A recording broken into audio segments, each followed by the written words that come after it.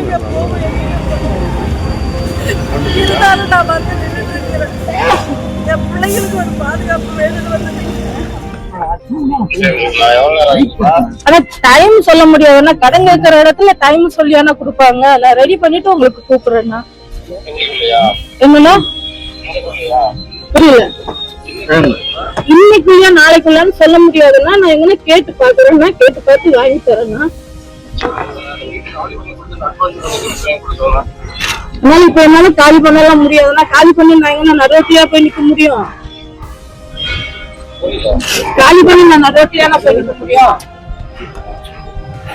நான் உங்களுக்கு பணம் ரெடி பண்றேன்னா பணம் ரெடி பண்ணி நான் கொண்டு வரேன். நான் எங்கனாச்சும் நான் ரெடி பண்ணி நான் கொண்டு வரேன். இல்ல உங்ககிட்ட நீங்க சொன்னீங்கல்ல கிட்னி யாரோ கேட்டேன்னு சொல்லிட்டு அவங்ககிட்ட வேணாலும் பேசுங்க. நான் கிட்னி வேணாலும் நான் தரணும். நான் உங்ககிட்ட நீங்க பேசுங்க, என்ன கூட்டிட்டு போங்க.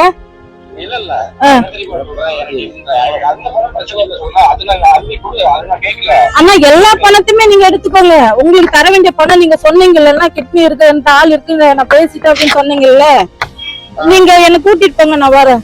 இங்க எல்லா பணத்தையும் நீங்க எடுத்துக்கோங்க. எனக்கு ஒரு ரூபா கூட வேணாம். என் பொட்ட பிள்ளைய நான் என் மிச்சம் இருக்க உசுல வச்சு என் பொட்ட பிள்ளைய நான் காப்பாத்திக்கிறேன். உங்களுக்கு தேவையான பணத்தை எல்லாத்தையும் நீங்க எடுத்துக்கோங்க. நான் இப்ப வேணாலும் வரேன், என்ன கூட்டிட்டு போங்க. எங்க நான் வரணும்? நான் இங்க பார்க்கு கிட்ட இருக்கிறேன்னா. ஆமாண்ணா, பார்க்ல தான் இருக்கிற ஒரு அண்ணா கிட்ட பணம் கேட்க வந்து அங்க நின்னுட்டு இருக்கிறேன். ஏதுண்ணா சரிண்ணா வாங்கண்ணா. சூரம் வீட்டுல வாடகை வீட்டுல தானே குடியிருக்கிறேன். என் பேரு சுகுணா. எங்க வீட்டுக்காரர் இறந்து 10-13 வருஷம் ஆகுது. எனக்கு ஒரு பாப்பா இருக்கு, ஒரு பையன் இருக்கிறான். பிள்ளையும் பையனும் 10வது வரைக்கும் தான் படிச்சாங்க. அதுக்கப்புறம் படிக்கல. இவர்கிட்ட வந்து கொஞ்சம் கடன் பிரச்சனையால கிருஷ்ணகுமார் அவர் பேரு. அவர் அந்த வட்டி பிசினஸ் தான் பண்றாங்க. அவர் இந்த சத்திரம் பக்கம்னா சத்திரம் பக்கத்துல இருக்கிறாங்க. வட்டி பிசினஸ் தான் அவர் தொழிலே. இதுதான். அங்கங்க போயிட்டு ரவுடித்தனம் பண்ணிட்டு எல்லாரையும் மிரட்டிட்டு கொண்டுட்டு அந்த மாதிரி இப்ப இங்க 2 வாரத்துக்கு முன்னாடி கூட ஒரு 4 பேர் வந்து கம்ப்ளைண்ட் கொடுத்தாங்க அவர் மேல. அந்த கேஸ் நடந்துட்டு தான் இருக்குது. நான் கொஞ்சம் கொஞ்சமா வாங்கி இப்ப 2 லட்சம் ரூபா நான் மொத்தமா தரணும் பணம். ஆனா வட்டி பாத்தீங்கன்னா என்னோட ஸ்டேட்மெண்ட் அவர் பேர்ல எடுத்து பாத்தீங்கன்னா தெரியும். 6 லட்சம் ரூபாய்க்கு மேலேயே நான் வட்டியே கட்டிட்டேன்.